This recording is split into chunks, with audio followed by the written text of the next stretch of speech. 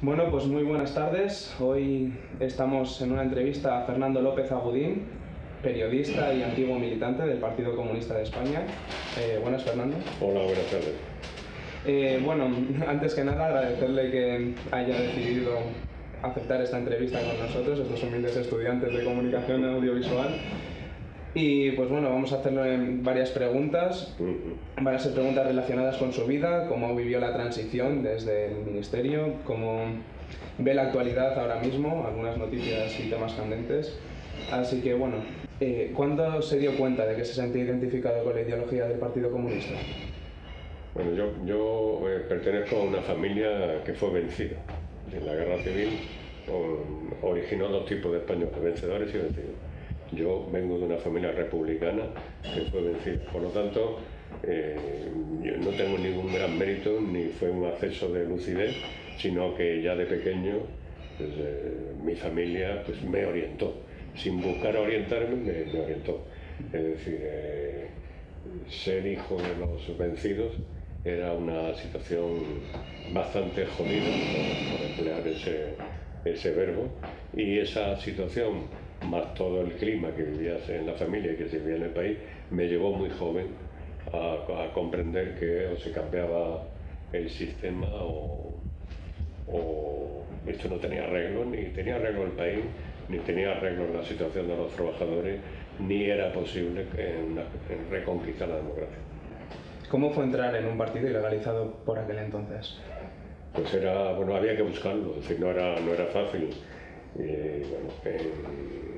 En mi caso, dadas las vinculaciones familiares, pues me fue menos difícil que otros, ¿no?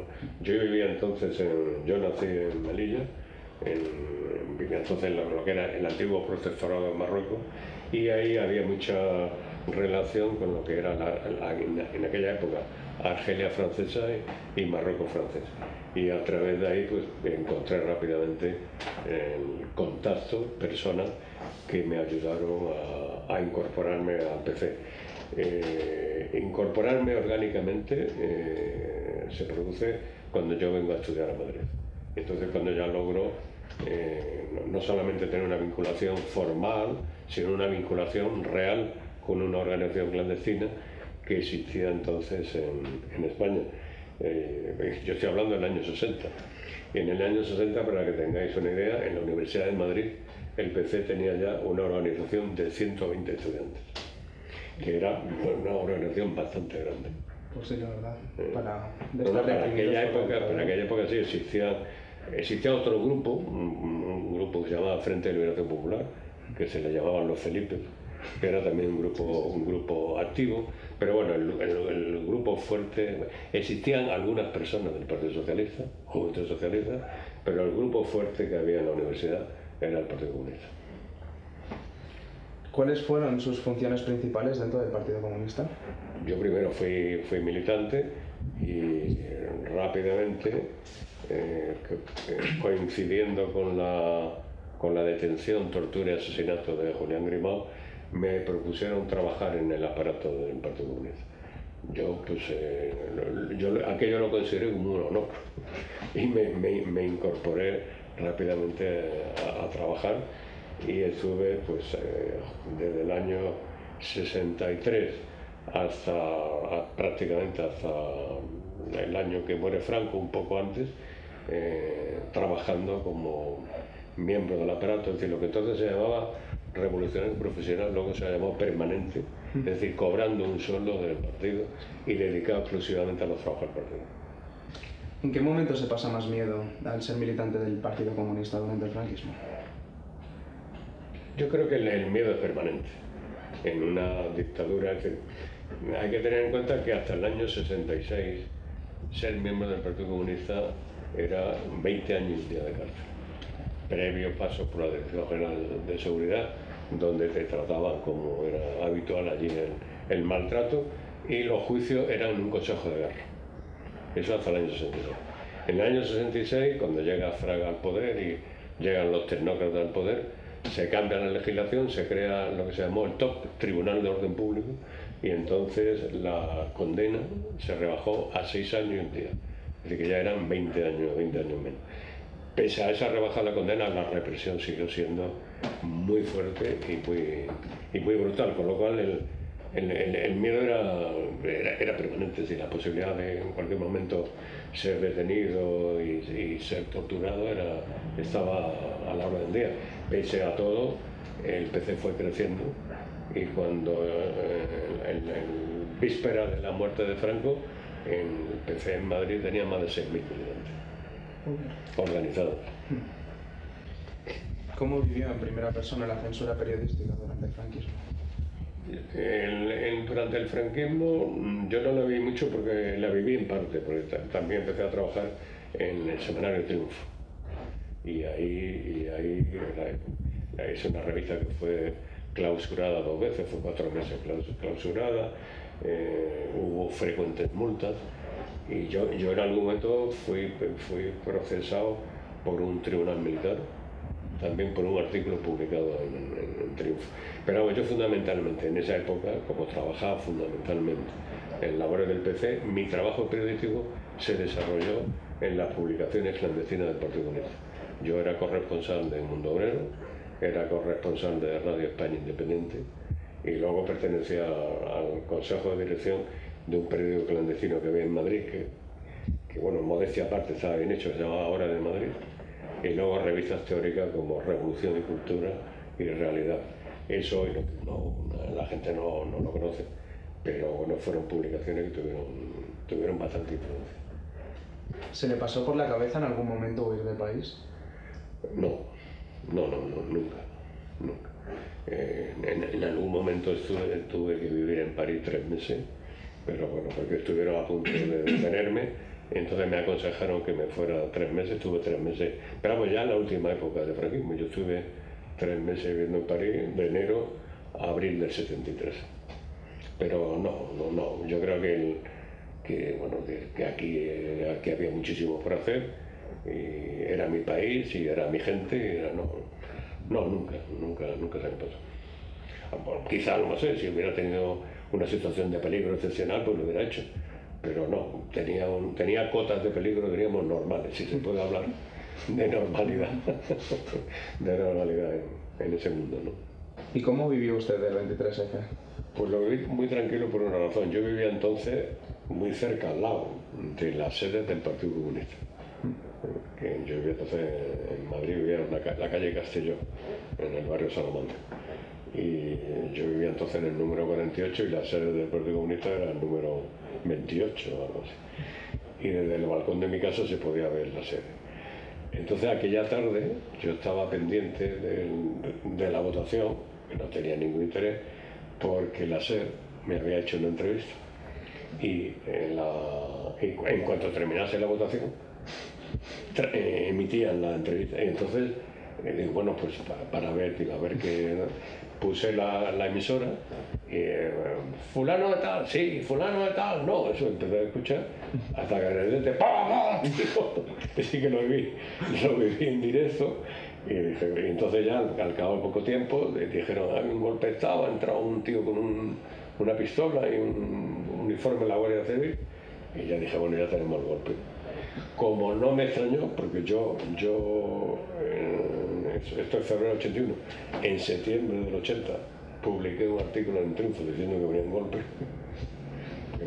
porque se atascaba que eso venía, no me asombró.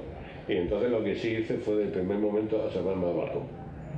Cada media hora me asomaba al balcón y veía la sede del PC tranquila. Y dije, bueno, también han llegado. Pero claro, a las 10 de la noche, cuando no había aparecido un militar por allí, pues dije, el golpe ha fracasado. Es decir, no hay un golpe serio que no se produzca con la entrada de los militares inmediata en la sede del Partido Comunista. Y como a las 10 de la noche no había, aquí no hay ningún... Pues lo viví tranquilo, es decir, pero fue un azar que mi vivienda entonces coincidía, así que lo viví muy tranquilo. Y cuando salió el Juan Carlos ya por la noche, pues dije, pues nada, que esto ya han organizado, han arreglado el tema, ¿no? Pues claro, estuvieron esperando hasta las 12, 1 de la mañana para resolver entre los militares que participaban, los que no participaban, los que colaboraban, en fin, el rollo ese que fue el 23, que eso es otra historia que merece un capítulo aparte. ¿Cómo recuerda el atentado ultraderechista en los despachos de Atocha de 1977? Pues lo recuerdo muy bien. Recuerdo muy bien que aquella noche ya me llegaron los primeros datos y fue horroroso porque ahí tenía un problema. Entre las víctimas había varios amigos y ahí también estuvo a punto de ser asesinada la actual alcaldesa de Madrid, Manuela Carmena. Y es algo que todavía cuando lo recuerdo se me ponen los pelos de punta. ¿Y la posterior legalización del partido? Pues con una gran alegría, aunque era evidente que el partido iba a ser legalizado. Hubo un primer intento de legalizar solo al Partido Socialista y marginar al Partido Comunista y legalizarlo más tarde.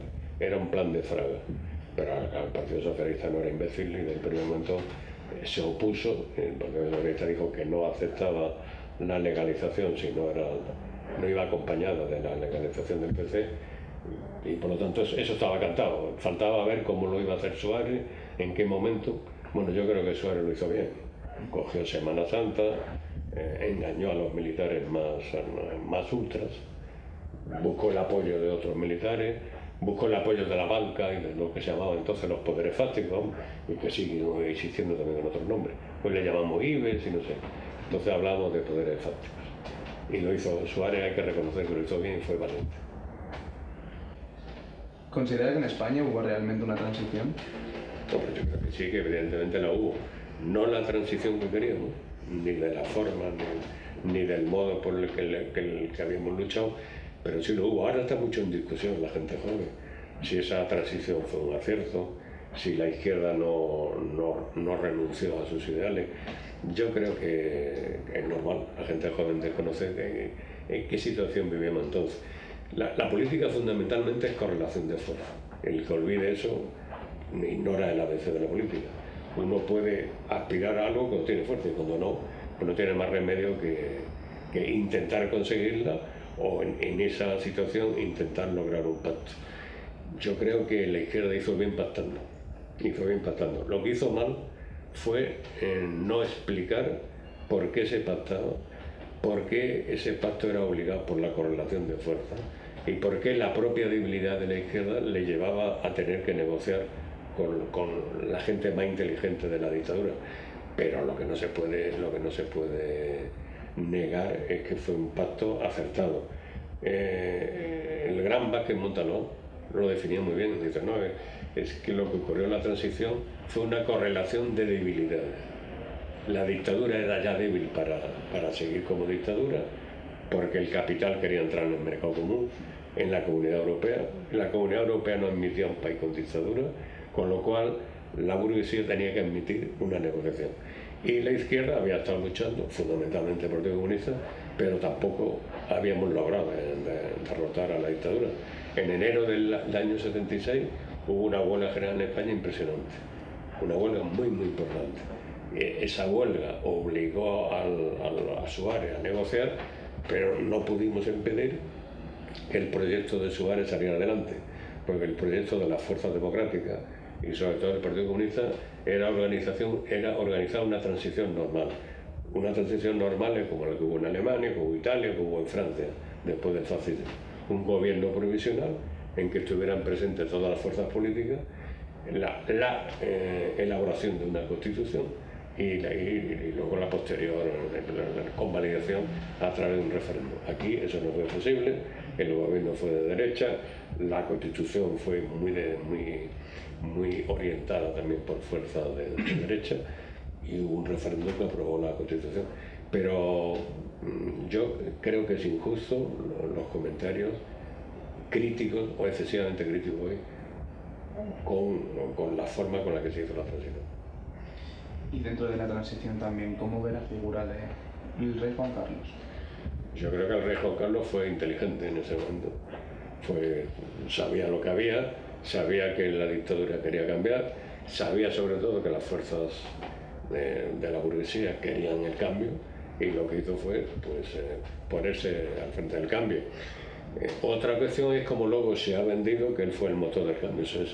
Eso es absolutamente falso. El motor del cambio fueron esas luchas y fue todas las luchas antifranquistas y fueron las luchas que hubo en enero del 76, que yo creo que no se ha estudiado ni se ha escrito lo suficientemente sobre ello. Juan Carlos es un típico producto de la dictadura que Franco utilizó, que Franco eligió. No le tocaba a Juan Carlos el Rey, le tocaba a su padre, el conde de Barcelona, pero como el conde de Barcelona había tenido actitudes democráticas, Franco lo apartó y hizo que el hijo engañara al padre y que el hijo le quitara la corona al padre. Bueno, supongo que la familia estaría de acuerdo y Juan Carlos pues, asumió ese papel. En esa época Juan Carlos apoyó ese cambio orientado desde y por la derecha, ¿no? con el acuerdo o el apoyo de la izquierda. Durante la transición, el grupo terrorista ETA asesinó tanto a periodistas como a abogados como políticos de la época. ¿Cómo vivió usted esta época de terror? Durante la transición, no te hago una aclaración. ETA no mató a ningún periodista, solo mató a uno que había sido uno que se llamaba Porcel, uno que había intervenido en un intento de negociación, pero no mató a ningún periodista y no mató a ningún político. Secuestró a 2 políticos del CD, a Camuñas y a otro que murió, Cisneros, pero no mató a nadie. Es decir, durante la transición ETA mató militares, policías y guardias civiles. ETA empieza a matar periodistas y políticos a partir del año 90. Es decir, nosotros vivimos todo aquel escenario terrorista con muchísima preocupación, porque ETA yo creo que cometió una tremenda equivocación, que fue creer que a través de la violencia iba a lograr que el Estado reconociera el derecho de autodeterminación de Euskadi. Es ya una discusión inútil, porque la propia ETA o los propios brazos políticos de lo que fue la organización terrorista, como puede ser hoy Bildu o Sortu, todos estos grupos, ellos ya reconocen que la apuesta que hizo ETA en el año 78-79 de continuar con la violencia fue un error. Y ese error además fue en contra de los intereses de la izquierda. Y ese error fue muy bien utilizado por la derecha, que hoy todavía lo continúa utilizando. No puedo evitar preguntarle también sobre grupos antiterroristas de liberación, son los GAL, ¿verdad? Sí. Vale, pues eso es igual que la izquierda berchale cometió el error de apoyar a ETA, el Estado cometió el tremendo error de crear un grupo terrorista del Estado para combatir a ETA. ¿Por qué fue un error? Porque eso fortaleció a ETA. En la medida en que se cometieron eso, bajo González hubo 27 asesinatos, pero antes bajo CD hubo 43 asesinatos de los GAL. Todo eso lo único que generaba era la mayor radicalización de los grupos etarras, porque consideraban que por fin habían logrado que el Estado entrara en su terreno, que la cuestión política se iba a resolver a través de las armas, por la crítica de las armas, no por el arma de la crítica, como diría Marx, sino por la crítica de las armas. Y el Estado pagó un precio muy alto. Hubo un momento hacia los años 80 que ETA se encontraba en serias dificultades, y cuando el GAL asesina a un hombre de muchísimo prestigio, Santi Brouard era un destacado, el más importante dirigente entonces de la izquierda berchale, era un médico pediatra muy famoso que vivía en Bilbao y que era un hombre muy respetado, muy conocido. El agente del GAL entró en su clínica y lo mató. El asesinato de Santi Brouard propició 10 o 15 años más de esto, porque en el País Vasco y sobre todo en los sectores de la izquierda berchale generó una indignación y llevó a la gente joven a abrazar la violencia. ¿Usted estaba dentro del ministerio cuando pasaba todo lo de los GAL, con Margarita Robles de secretaria? No, yo cuando pasaba los GAL no, sino ya los GAL ya habían terminado. No, yo estuve en el ministerio 2 años junto con Margarita Robles, y siendo ministro Juan Alberto y yo, pero una situación muy paradójica, porque el Felipe González nos encargó limpiar ese ministerio. Ese ministerio estaba lleno de mierda hasta la cabeza. Era mierda todo lo que había ahí. Y prácticamente yo me encontré ahí a casi toda la brigada político-social de Franco, seguían ahí. Es increíble que todavía en el año 94 estuviesen ahí los torturadores del año 77, ¿no? Pero así era. Empezamos a limpiar y en la medida que limpiamos se desveló absolutamente la complicidad de los dirigentes socialistas con el GAL, porque nosotros cortamos el dinero a dos policías que eran del GAL, a Medo y Domínguez. Como cortamos el dinero, pues ambos hablaron y cantaron, y entonces pues, empezaron a ser detenidos desde secretarios de Estado como Julián San Cristóbal, Rafael Vera, a ministros como Barrio Nuevo, es decir, todo lo que era la trama política o una parte importante de lo que era la trama política. Esa fue una experiencia muy interesante, pero una experiencia muy triste, porque ver como un gobierno democrático y de izquierda había sido cómplice del crimen, pues no es muy agradable. ¿Y cómo contribuyó usted a la investigación de la Seizabala? Nosotros, como ministerio. Es decir, cuando aparecieron los restos de la Seizabala, digo, voy a dar una anécdota para que veas en qué situación trabajamos. Pues nosotros desde las 9 de la mañana, pues yo estaba en el ministerio y entonces la secretaria de Estado, que era la señora Robles, estaba en la Moncloa. Y claro, nosotros planteamos, hay que investigar a tope, ¿no? Caiga quien caiga, ¿no?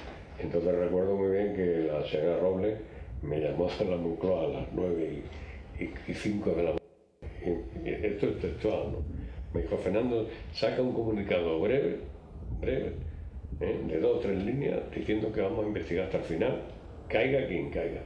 Y sácalo cuanto antes, porque aquí hay un hijo de puta que quiere impedirlo. Y estaba hablando desde un despacho importante de la Moncloa.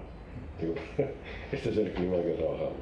Luego con los restos, el problema era, había que identificarlos, con cadáveres del año 83, además maltratados, en una situación espantosa, lograr el ADN es muy difícil. Y entonces alguien nos informó que en Suecia había un aparato médico, último modelo, que era posible identificar el ADN. Y gastamos una millonada a cargo de fondos reservados y nos trajimos rápidamente desde Estocolmo el aparato. Gracias a ese aparato se pudo identificar el ADN de la Seizabala, identificación para la que también recurrimos a un prestigioso forense que hay en el País Vasco. El mejor forense que hay en España está en el País Vasco, el doctor Echevarría. Entonces ahí sí que pusimos todos los elementos. Y desde el primer momento empezamos también a investigar quién había sido. En la investigación, que fue a cargo de un comisario de policía de confianza, digo, también insisto en el clima. Este comisario, lo primero que nos dijo, bueno, yo voy a investigar, pero lo primero que pido es protección para mi familia. Yo quiero mis hijos, mi mujer, mi casa, porque nos enfrentamos a criminales.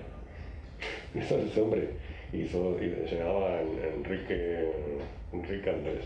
Entonces este hombre trabajó hasta el final y nos dio los indicios de que eso había sido organizado por un coronel de la Guardia Civil. Nos dio los nombres, nos dio el nombre del coronel, el sargento, el cabo, todo. Y entonces tuvimos que empezar a investigar, a tratar de obtener una prueba. Y ahí organizamos diríamos una trampa,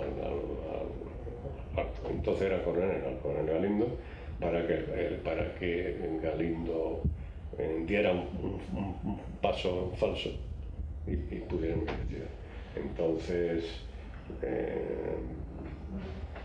después de esa trampa,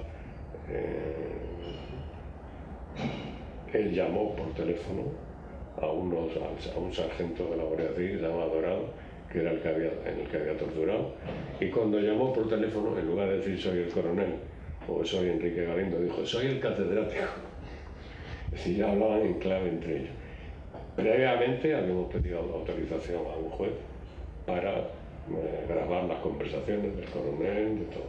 Y a partir de ahí se inicia una investigación que da por fin con las pruebas necesarias para proceder a la detención y procesamiento del coronel Galindo, el sargento Bayo y el cabo Dorado, que fueron los que torturaron y asesinaron a la CEFAM.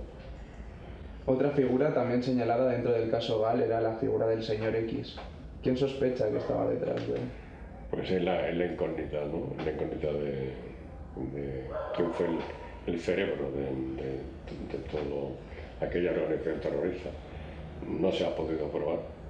Puede haber indicios, cada uno puede pensar quién era, pero pruebas para afirmar contundentemente que era esta o aquella persona, no. Si lo máximo que se llegó fue hasta el propio ministro de Interior. Pero más allá no hay ninguna prueba. Es decir, sería muy aventurado afirmar quién era la X. Es decir, la X me temo que va a seguir siendo una incógnita. Bueno, como ha dicho antes, estuvo dentro del Ministerio de Interior, escribió un libro hablando sobre toda su experiencia limpiando el ministerio. ¿Cuáles son las cosas más remarcables y alguna anécdota que tenga de ese momento? Bueno, aquello era difícil elegir, porque fueron 2 años en que cada mañana te levantaba sobresaltado, porque leías una noticia y otra noticia y te encontrabas prácticamente a todas horas con una obstrucción sistemática por parte de algunos responsables y ministros del gobierno socialista, por supuesto con el ataque del PP absoluto, con una campaña de prensa que por otro lado era lógico, y en realidad nos encontrábamos sin apoyo. Es decir, que ahí fuimos un poco, no aventureros, pero fuimos algo Quijotes, porque en realidad la labor que hicimos nadie nos la ha reconocido y nos creamos bastantes enemigos de esos que te duran toda la vida, ¿no? Remarcar en un tema o en otro, no sé, es que eso podría estar hablando horas sobre lo que era aquel ministerio, ¿no? Que por la brevedad del tiempo que estuvimos 2 años, hicimos cambios, pero bueno, hicimos todos los cambios que queríamos, y a la vista está, desde el año 96 hasta ahora, como el ministerio ha ido otra vez retrocediendo. Es decir, que la limpieza que hicimos fue coyuntural, no pudo ser estructural, con lo cual, con la llegada luego de ministros como Mayor Oreja o otros ministros de Interior, incluidos socialistas, pues el retroceso ha sido enorme. Es decir, es probablemente uno de los ministerios que más ha padecido una política involucionista. Es decir, hasta el punto de que bajo el PP se volvió a crear algo parecido a la Brigada Político-Social, lo que se llamaba la Policía Patriótica. Policía Patriótica en la que estaba este famoso comisario Villarejo, y Policía Patriótica dedicada a espiar a políticos catalanes y a dirigentes de Podemos. Ya respecto a temas más actuales, ¿cómo ve el movimiento socialdemócrata actualmente en España y los movimientos marxistas-leninistas que están surgiendo? Yo creo que la socialdemocracia en España es necesaria. Yo creo que hoy por hoy es la principal fuerza de la izquierda. Pero claro, una socialdemocracia que realmente lo sea. Yo creo que hoy no hay más alternativa que una alternativa socialdemócrata. Hay gente que piensa en otra dirección, evidentemente, pero yo no creo que estén en la realidad. Es decir, en cuanto a partidos marxistas-leninistas, yo no le veo hoy por hoy ningún sentido. Puede haberlo, pero en cualquier caso, si son marxistas-leninistas de verdad, tendrían que ser socialdemócratas también, porque no hay que olvidar que Lenin era un socialdemócrata. Es decir, que el Partido Comunista, anteriormente Partido Bolchevique, anteriormente era Partido Obrero Socialdemócrata Ruso, y que la Revolución Rusa se hace bajo la dirección del Partido Obrero Socialdemócrata Ruso, un partido con libertad de tendencia, de fracciones, había mencheviques, había bolcheviques. Otra cuestión lo que ocurre a partir de la toma del poder o del famoso asalto al Palacio de Invierno. Pero yo creo que estamos volviendo a ese tiempo otra vez, en que la izquierda en general tiene que militar en un partido socialdemócrata. ¿Cuál es su opinión respecto al partido Podemos, Unidos Podemos ahora? Pues yo creo que Podemos es un partido importante. Creo que Podemos hoy es la principal fuerza de izquierda en España. Es por supuesto un partido joven, es por supuesto un partido que lleva desde el año 2014, ¿no? Es decir, apenas tiene vida, le faltan cuadros, le falta formación, le falta experiencia, pero pedirle a los jóvenes que tengan cuadro, experiencia y formación es absurdo. Yo creo que han hecho demasiado para los mimbres con lo que cuentan. Yo confío en Podemos. Creo que Podemos va a saber afrontar los retos políticos del futuro de la izquierda. Tiene un problema importante, Podemos, que tiene que acabar de configurarse como un partido político. Podemos hasta ahora ha sido un movimiento sociopolítico que nace al calor del 15M y como tal movimiento no tiene estructuras partidarias, carece de cuadros y gira mucho en torno a una persona. No hay una verdadera dirección colectiva, tampoco hay un debate político profundo.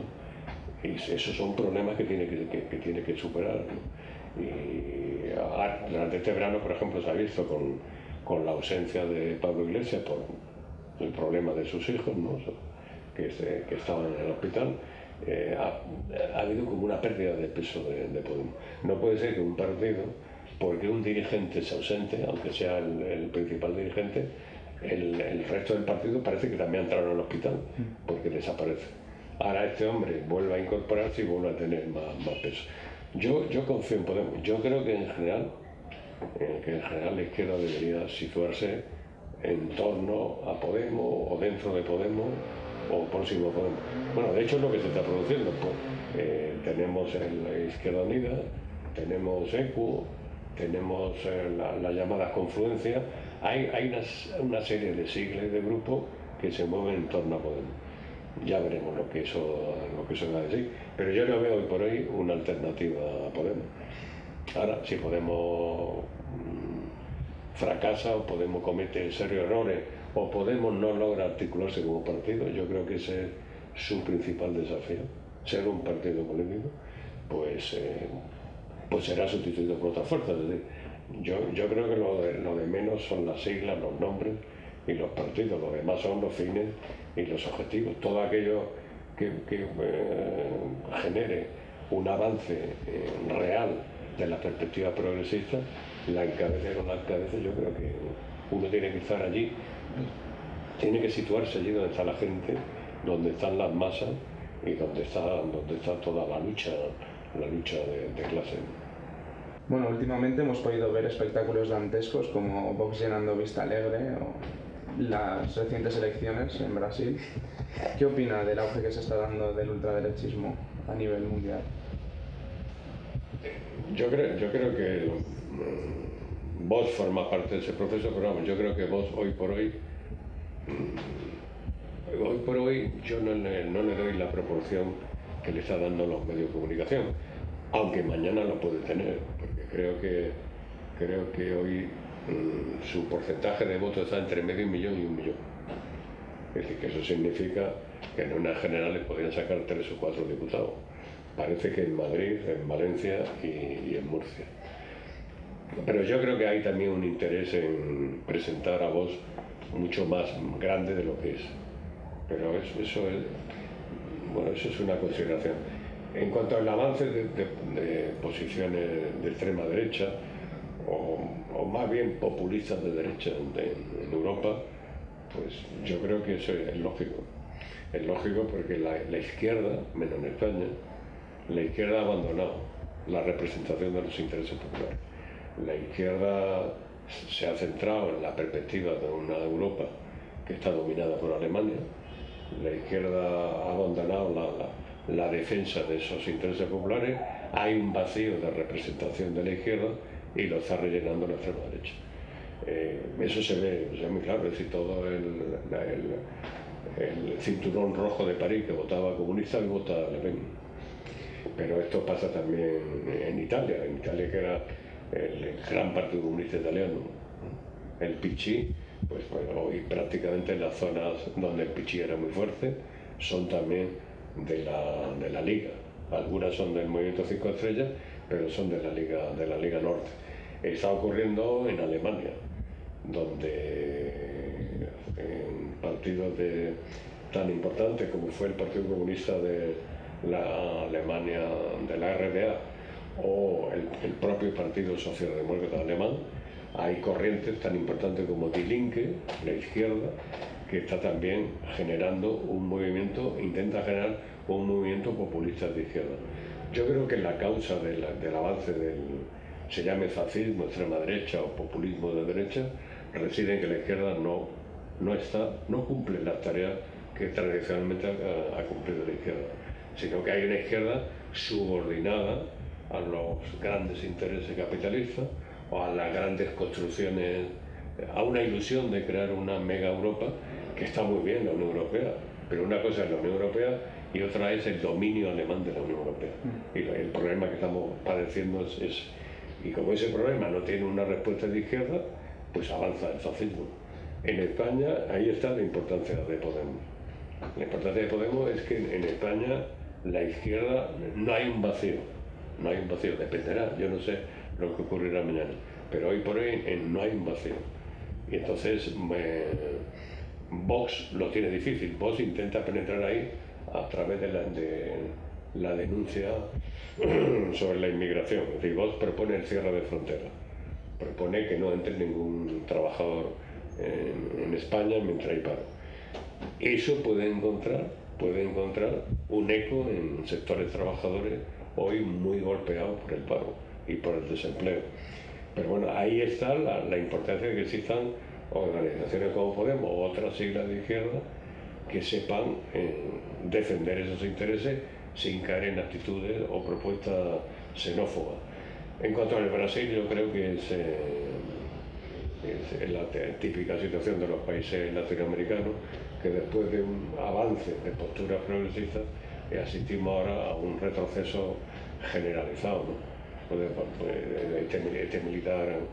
Este militar brasileño es el típico golpista, ya estuvo apoyando la dictadura, ya participó en la tortura, incluso en campaña ha dicho que fue un error torturar, no teníamos que haber torturado, teníamos que haberlo matado.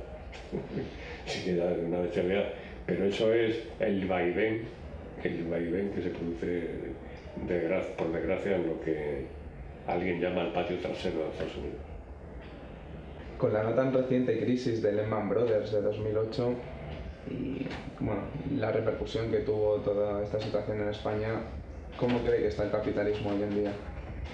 Pues paradójicamente está fortalecido. Es decir, para el país y políticamente fortalecido.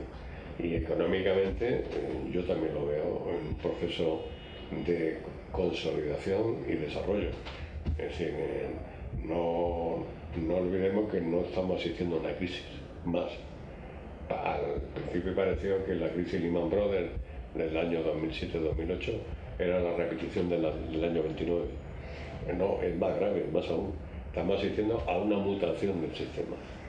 Una mutación del sistema que se basa en la concentración y centralización del capital financiero, en la construcción de una sociedad globalizada, en que una élite globalizada dirige los destinos de la humanidad y en la que la inmensa mayoría de la población queda prácticamente en la cuneta.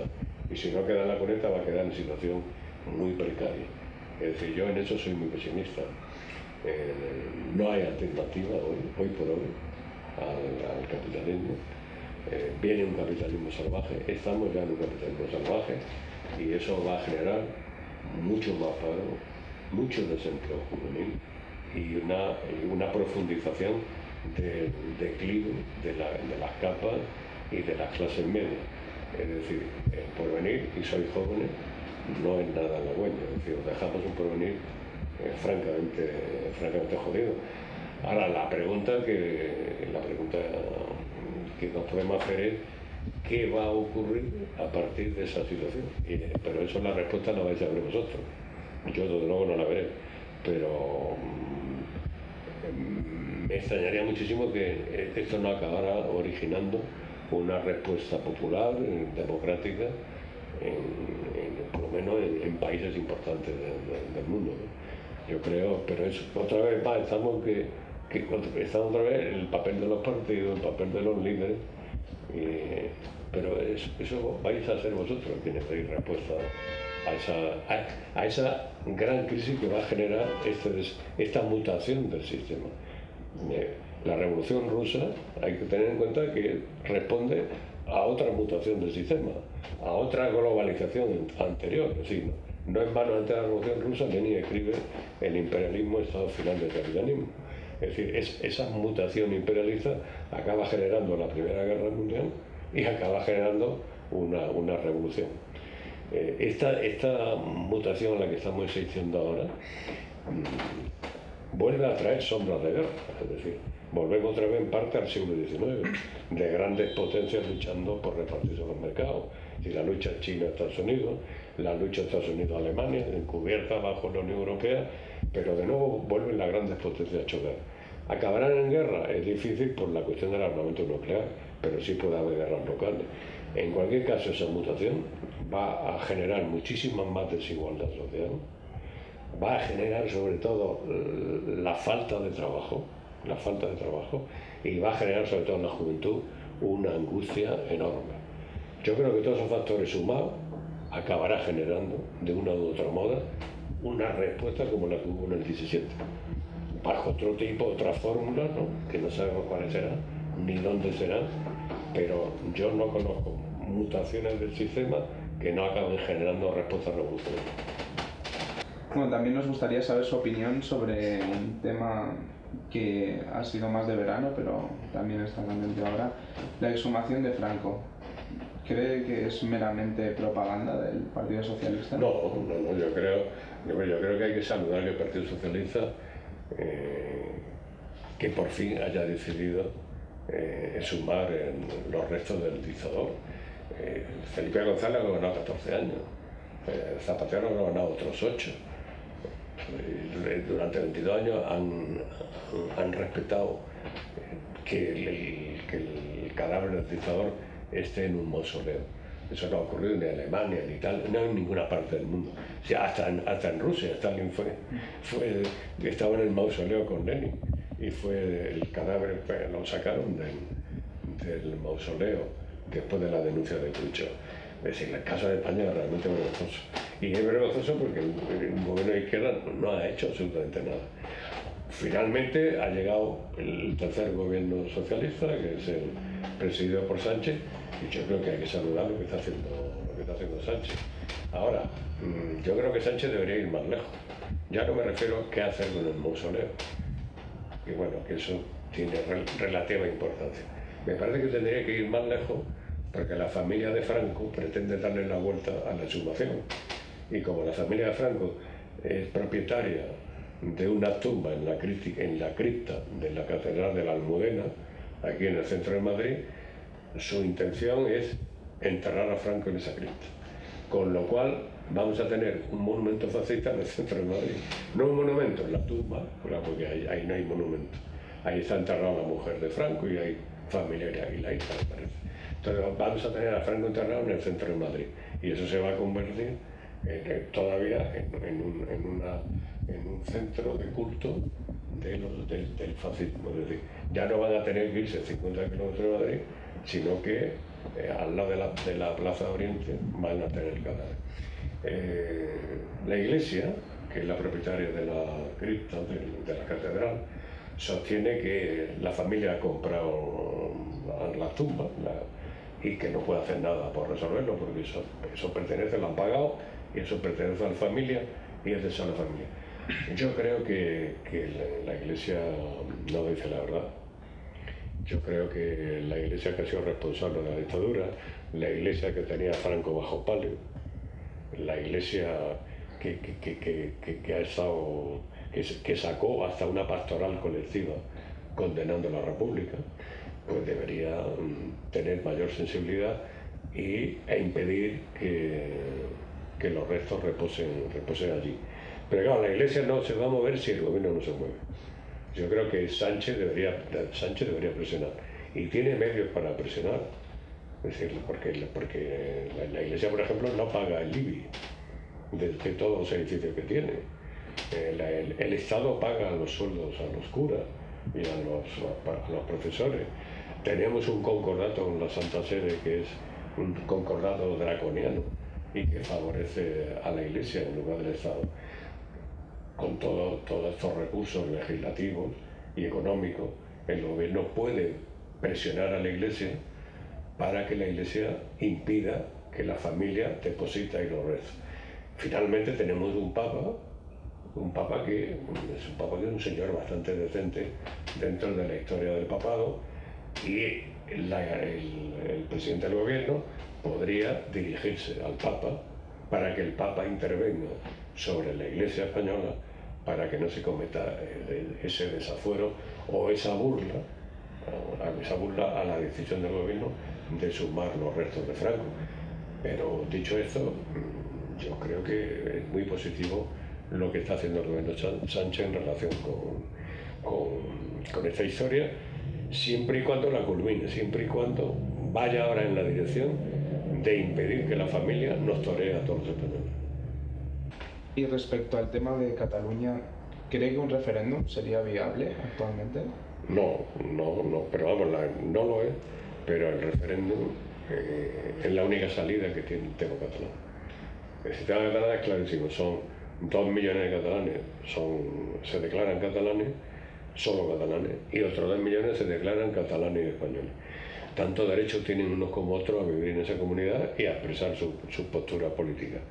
Ahora, no es de recibo que 2 millones de independentistas intenten imponerse a los 2 millones que no lo son, pero tampoco es de recibo lo que ocurre ahora, que los 2 millones de catalanes y españoles impiden a los otros 2 millones pronunciarse.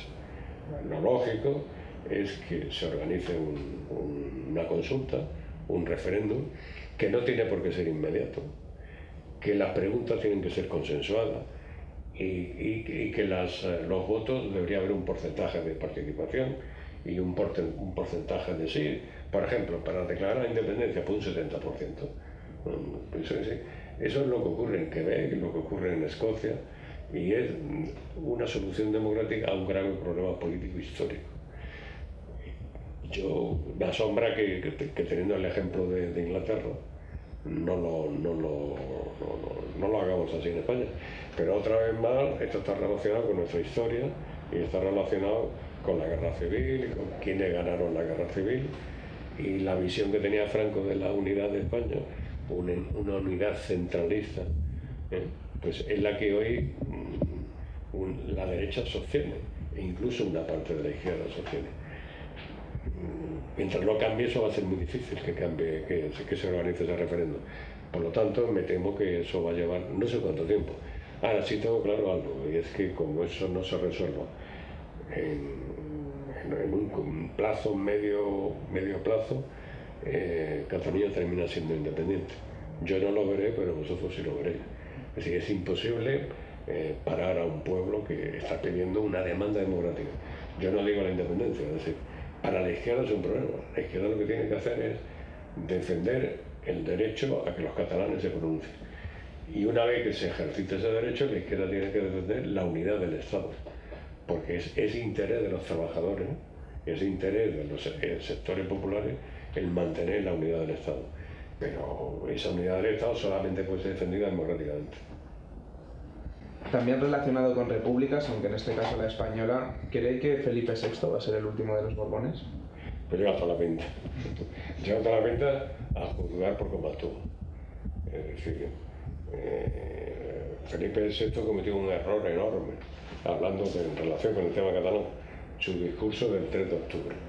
Eso fue un error enorme, como un jefe de Estado, mucho más uno que lleva una corona encima, tiene que ser un árbitro, no tiene que declararse partidario de una postura o de otra, no debería de haberse pronunciado. Eso es un error total de él, que probablemente proviene de la formación franquista que ha recibido, si no, no se entiende. Ahora se sabe, por ejemplo, que Rajoy se opuso a ese discurso, que él dio el texto a Rajoy y que Rajoy le dijo: yo te aconsejo no pronunciarlo, y él lo pronunció. Esto que hoy ya se conoce llama mucho más la atención. ¿Cómo es posible que una monarquía constitucional, un sistema constitucional en que el rey reina pero no gobierna, cómo es posible que el rey adopte esa decisión política contra el criterio que ha expresado el jefe de gobierno? El jefe de gobierno tiene una mayoría parlamentaria y representa al Parlamento y al Poder Ejecutivo. ¿Cómo puede ser que un jefe del Estado que no ha sido electo y que no representa a nadie se imponga? Es decir, cuando se está hablando de golpismo catalán, habría que preguntarse si aquí no ha habido también tentaciones para golpistas en estas decisiones. Pero bueno, esto es lo que hay. Precisamente por eso creo que lo va a tener muy difícil, porque no creo yo que tengan la inteligencia del padre. El padre es evidente que es un golfo, y el padre es evidente que es prácticamente un delincuente, pero el padre era inteligente, políticamente. El padre, cuando llegó la transición, pese a que tenía todo el franquismo y tenía el ejército militar africanista presionándole, él tuvo la cabeza para saber que tenía que jugar la base de su barrio, porque sabía que el interés de su familia, del chiringuito que tienen montado, pasaba por eso. Este también nos ha enterado que el chiringuito que tiene montado lo va a tener que cerrar si no sabe ser lo que ellos llaman el rey de todos los españoles. Hoy desde luego es el rey de la derecha, y no sé si de toda la derecha, pero por eso yo creo que tiene corto recorrido en la actual monarca. Fue director de Informe Semanal y recientemente ha aparecido en las listas del Partido Socialista y de Podemos para dirigir Radio Televisión Española. ¿Cómo considera que está la televisión pública en este momento? La televisión pública es un desastre. Es un desastre. La televisión pública en España tiene un problema, es que los partidos políticos no la utilizan. Pero en España eso hoy por hoy es prácticamente imposible. Es decir, la televisión pública la ha dirigido el PP y la ha dirigido el PSOE. Yo estuve en Informe Semanal bajo el gobierno de Felipe González. Tuve 4 o 5 años en Informe Semanal. Una maravilla de programa, es un chollo súper profesional, porque tiene unos realizadores y unos redactores y unos medios que da gusto de eso. Pero sí tropecé con lo que es la manipulación política. Es decir, ahí había políticos y luego periodistas muy vinculados al PSOE que querían orientar las informaciones y los comentarios en dirección de lo que ellos suponían los intereses de Felipe González. Luego ni siquiera Felipe González intervenía en eso, sino eran más papistas que el Papa, o ellos pensaban que así iban a hacer méritos dentro del Partido Socialista. Pero eso por desgracia se da mucho, es un factor humano que se repite mucho en todos los partidos y en toda la época. El sistema sería adoptar aquí la BBC, la de cómo funciona la BBC. Pero tendríamos que ser españoles, ingleses, en lugar de españoles.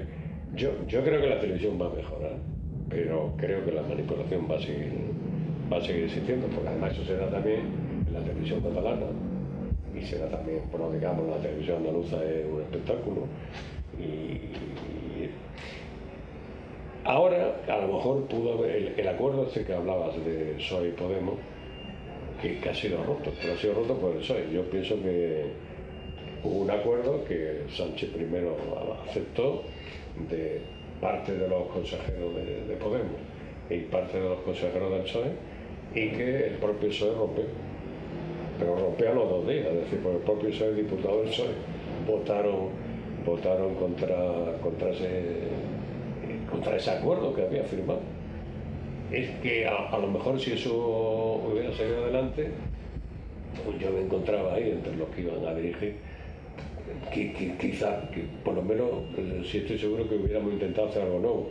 No estoy tan seguro que lo hubiésemos conseguido, porque también en Televisión Española hay unos hábitos. También Televisión Española la creó Franco.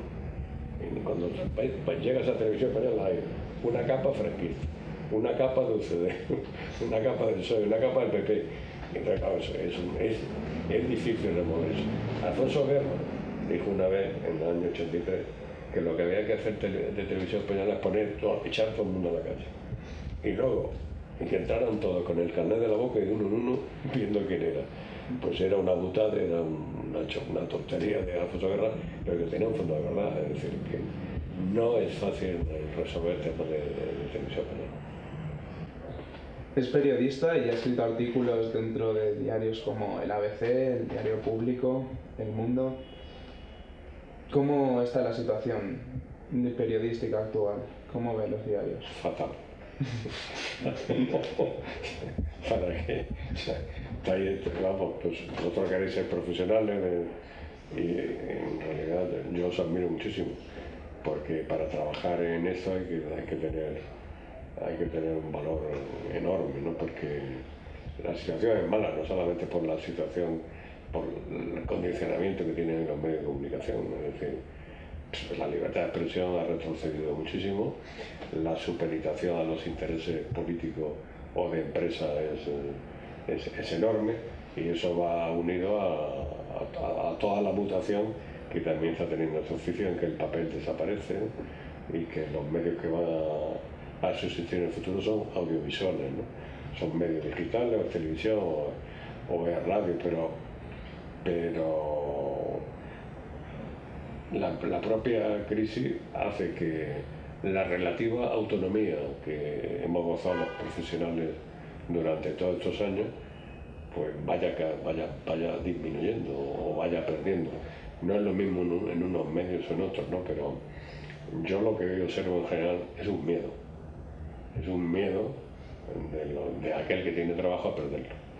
Y en un medio de comunicación, como tú no escribas según el criterio del redactor jefe, pues te puede ver en la calle o te puede ver relegado, y el redactor jefe, como no controle como quiere el director, pues le puede ocurrir lo mismo, y el director, como no oriente como quiere el empresario, mañana se encuentra en la calle.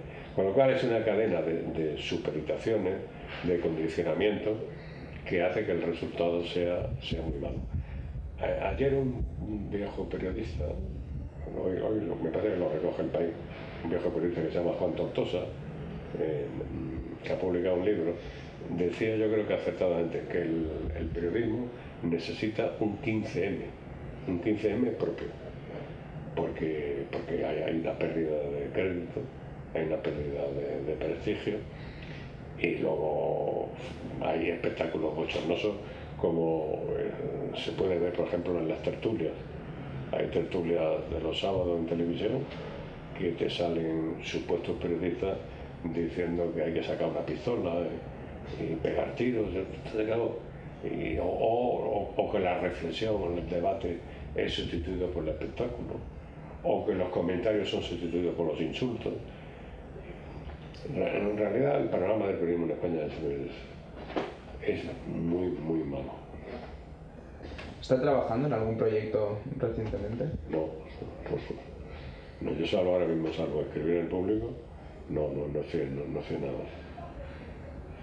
Como hemos podido observar, ha vivido experiencias muy intensas, ha estado dentro del Ministerio de Interior, ha trabajado de periodista.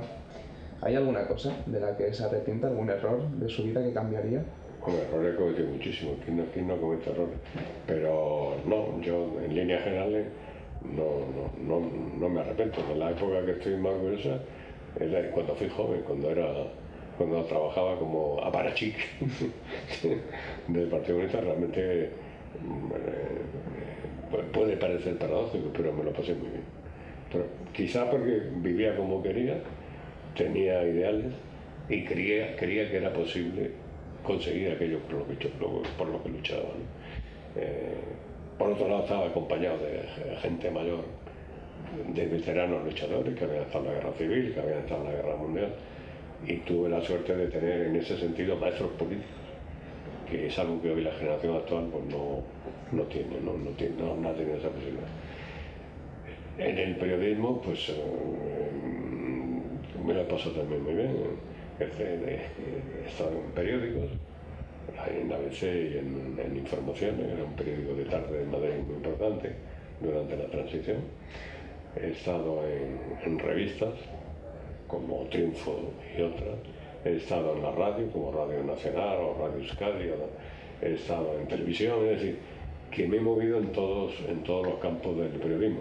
Hasta he sido, bueno, el Gabinete de Comunicación, director del Ministerio de Justicia e Interior, y también estuve una época en Europa de director de Relación Informativa del Parlamento Europeo.